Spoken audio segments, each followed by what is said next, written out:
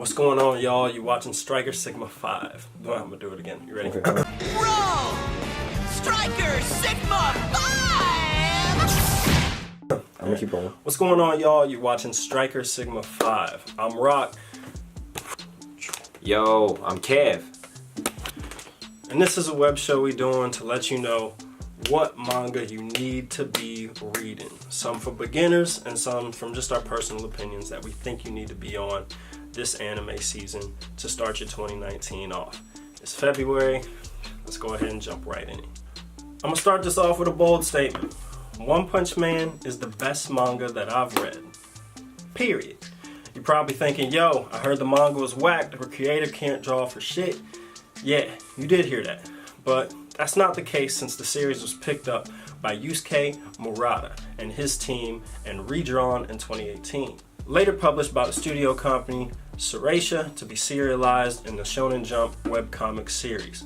Follow your dreams, kids. You never know who's watching. To sum it all up for you, the original illustrator got noticed by some people with a bit more drawing skill, and they decided to help him out because they believed in the dream. And now the manga is 102 chapters in as of February 6, 2019. Well, that's cool, but I just can't get into the show where the MC beats everybody in one punch. I know you're saying that stupid crap because I said it once too. Then I watched the show and became a Saitama boy. Just ask everyone else who's seen the show. I went from the show to the manga because I just couldn't wait, and no spoilers, but the final fight in the One Punch Man show seriously sets the tone for every fight after it. No joke, there is not one part of this manga taking place after the end of the final battle that I did not enjoy, and I promise you it gets better and better every time. One of the reasons I would say One Punch Man Season 2 will be the best shonen anime adaptation of 2019 is because if the adaptation is even close to the amount of hype and passion that Yusuke puts into the manga, Season 2 will blow your mind. Yusuke is the illustrator, the guy who picked up the One Punch Man manga off of the original dude who just calls himself One. One Punch Man is one of the best action anime of all time. Hold on, put your Twitter fingers down for just a second. Let me explain. For those of you that didn't turn the video off, let me challenge your thinking really quick. Dragon Ball Z, Naruto, One Piece, Bleach, My Hero, these are all fantastic and amazing shows, but they all have something in common. They are all series with story and some pretty awesome action built around it. We have the story of Goku becoming the strongest Saiyan. We love the story of Naruto becoming the Hokage, and we love the story of Deku pushing past his limits to become the next All Might.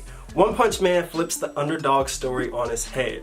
It doesn't focus just on Saitama running around one-punching enemies. It focuses on the people around Saitama who are trying to figure out why Saitama is as strong as he is, and Saitama being that motivator for everyone to push past their limits. One Punch Man isn't a story with action in it. One Punch Man is action with some story in it. Anyone ever ask you if you wanted some pancake with that syrup? One Punch Man recognizes how ridiculous it is, and to be honest, it's nothing more than a dude who had some great ideas for some action scenes but didn't really know how to put it into a story. So he found some help, and instead of forcing a story, they added enough story to make these action scenes happen with a purpose, with characters you can easily fall in love with, and with lives on the line. After reading the manga, that's something I noticed that every fight in One Punch Man had in common. As comedic as it is sometimes, in every fight, these guys are fighting for their lives, and because of that, in every fight, you're getting 100% of these characters to defeat the foe standing in front of them. And if that's not enough to keep you interested, go watch some Slice of Life. We don't need you over here. I say all that to say this. One Punch Man, the manga, has some of the most passionate art and fighting scenes within it that you will ever see in your life. And with the love these guys are putting into it, you won't regret reading it or watching it. I plan to continue to do both. Let me send you to Kev. He got another one for you. What's up, y'all? It's Kev. Now, neither one of my manga have been turned into an anime. Both of my mangas are technically Korean, so they're manhwas, not mangas. My first one today is The Gamer. Now, The Gamer is a fantastic one for action lovers. The premise of The Gamer is that the guy gains the ability to live his life through the lens of a video game. He is in real life, but his ability gives him to live as if it's a video game. The story starts with him already having the ability, and you go through the entire story reading about him gaining new abilities, getting better at his ability, and then you kind of get a little bit of backstory into his ability. So the first reason why I think that it's good for beginners is because it's so easy to read. I mean, it's 25 pages a chapter roughly, but you can breeze straight through them. I mean, it's ridiculous. The entire comic is in color, and it mixes action very well with the story. It paces itself really well. You get to see him start out with a level 4 no ability. He has no abilities except for he can see other people's abilities, and he builds on that.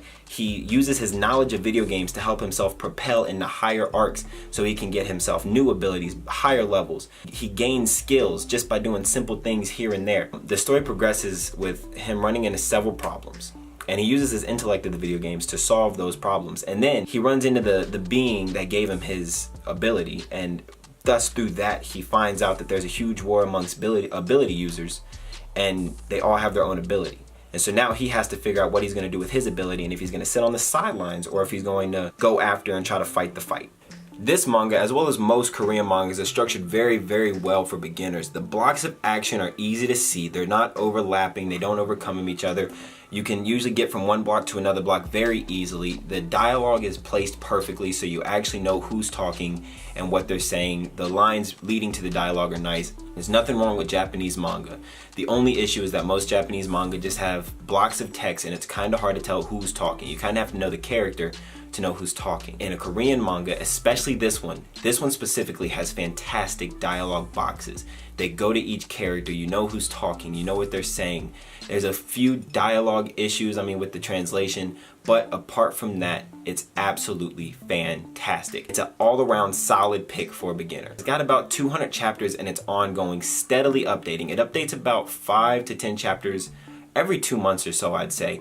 I'm still trying to get caught up on it. It updates so massively and so rapidly that it's hard to stay caught up, but it's absolutely fantastic. I think it's perfect for anybody trying to get into reading manga. It's gonna help you out immensely. It's gonna get you in the system of sitting down and reading it. It's gonna get you in the system of knowing that you read right to left, not left to right. Although some of them are structured left to right instead of right to left. It's kind of weird. You gotta get used to it. All around, this manga is a very solid pick for a beginner. I really encourage picking it up, taking a little read of it, and telling everybody what you think. Spread the word for it. Boom. Oh, my turn again? Cool. So, you remember when I told you to go check out some Slice of Life? I got something for you.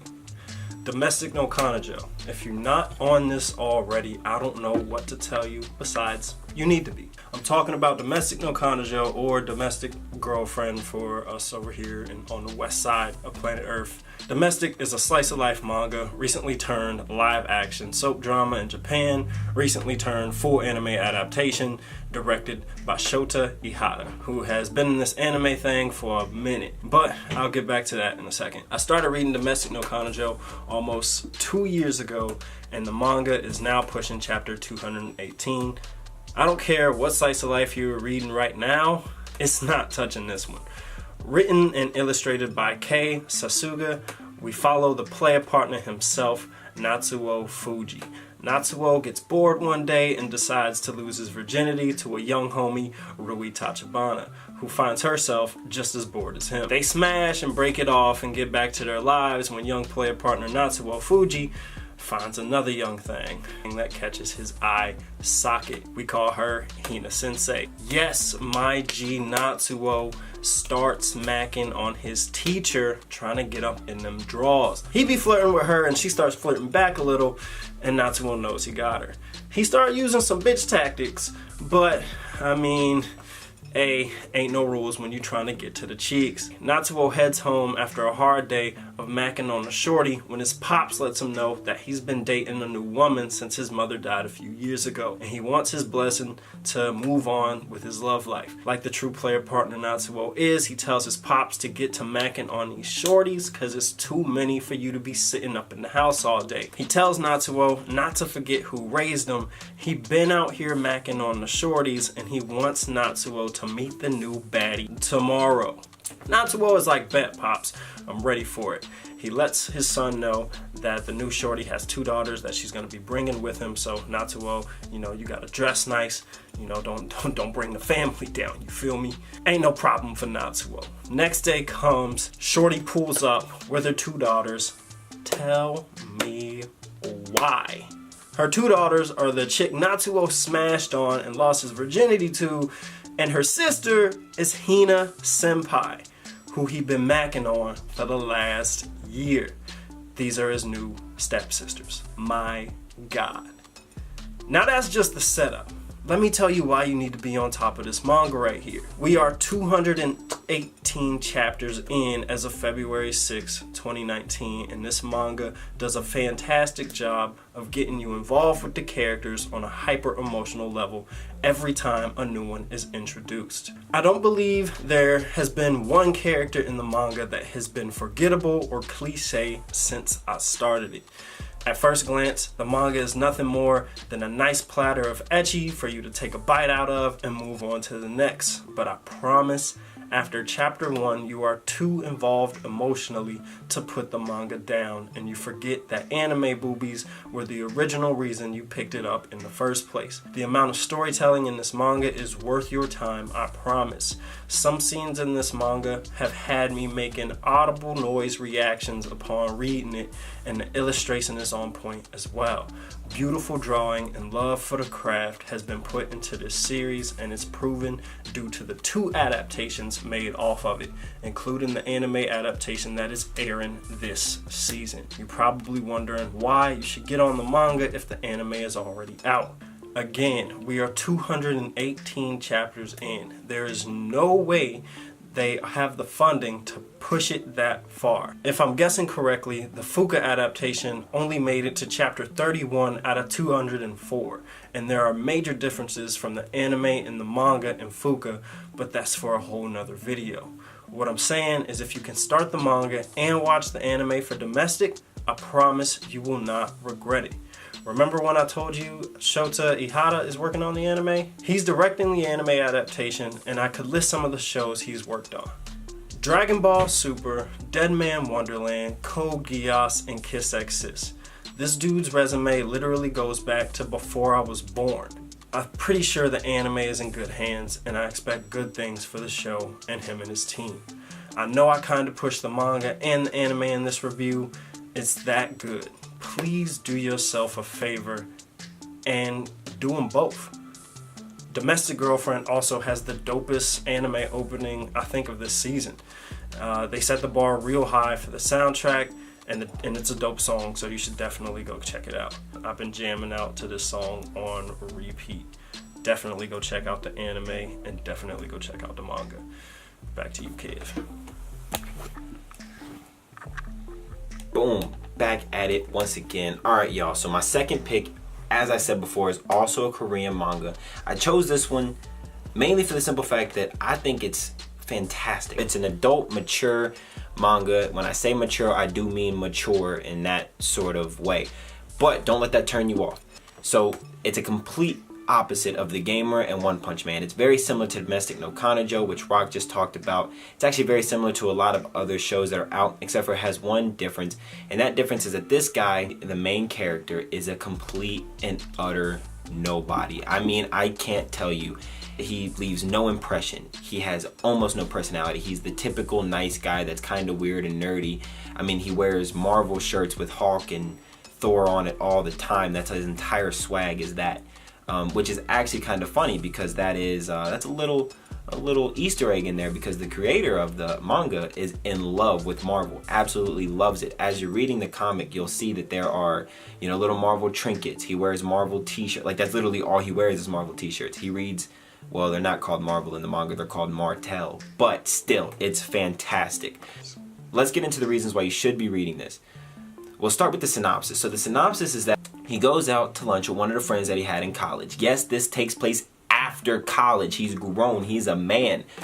So he goes out with one of his friends. He goes out to get some drinks and food, and she tries to talk to him and upsell him on this thing that she's doing. She's trying to sell him this workout equipment, and she's giving him this long speech, and he just, you know, he has a little crush on her, so he's like, whatever, I'll buy it. So he buys it off of her. He goes home, he's like, I'm not gonna use this. This is stupid. But he ends up using it anyways. He plugs it into a power strip with like 7 other things plugged in. He starts working out, and it electrocutes him. Now he thinks that it just ruined him. He thinks that it made him impotent, right? He thinks that it messed up with his physiology and whatnot, but it didn't. Instead of it making it worse, it made it better. Now hold on, because I hear y'all getting a little wild in the comments saying, what you talking about, dog?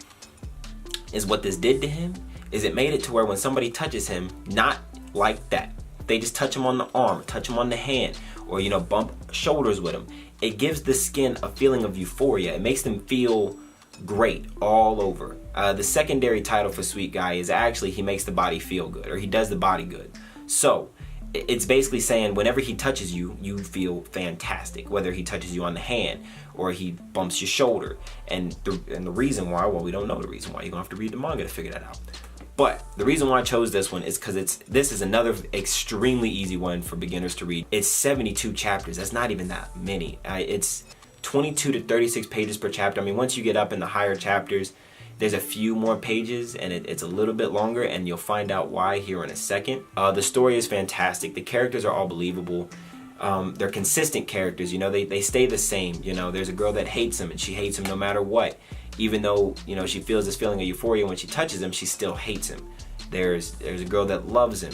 She's like, yo, I'm down for this dude. There's a girl that doesn't know him, but she's like, I'm trying to get to know him. Like, there's so many different characters in it that, you know, you have no choice but to love it. There's a dude from Russia that speaks like a very, very, very broken English, or whatever language you're reading it in. I'm sure it's probably different in each language, but it's very broken, and it's kind of funny to see him talk.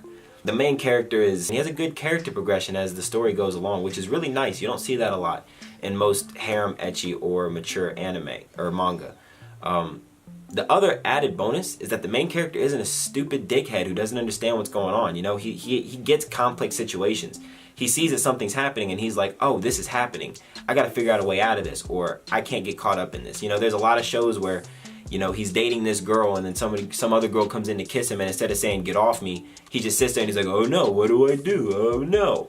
That's not what this character does. He's like, nah, this ain't good. I got to get out of here. Which it's refreshing. It's very, very refreshing. The creator of it is Hong Ju Bak, and this is his only work to date, but it is his absolute pride and joy. He was diagnosed with cancer, I think, halfway through the series, so it took a little hit, and for a while he wasn't updating, but he wrote in it that he was going to keep updating because he loved it that much. And so that's the reason why I believe later on in the manga, the chapters start to get a little bit longer because he's like, I gotta make this work. That's the reason why I believe that he puts a few more pages in per chapter. As long as you can deal with the adult situations that are put in, I think this is something that you can binge for hours. I think everybody should get on Sweet Guy. Start reading it. Legion Comics is the one, or Legion Comics, I'm not sure how it's pronounced. I'll put a little wordy up here what it says. But Legion Comics is the one that picked it up and serialized it for Hong Ju Bak. So, whether you read it before or not, I say you pick it up, give it a shot, and I'm gonna send you back to rock. Yo, I got the pleasure of signing off. This is Striker Sigma 5, man. I hope y'all enjoyed this video. We plan on doing some more like these because we some manga boys over here, man. We love reading manga, and we love anime. We love the culture, bro. Leave your opinions in the comments below. Let us know if you read these mangas, and let us know if you agree with our opinions about it. I think that's all I got for you, man. Until next time, peace.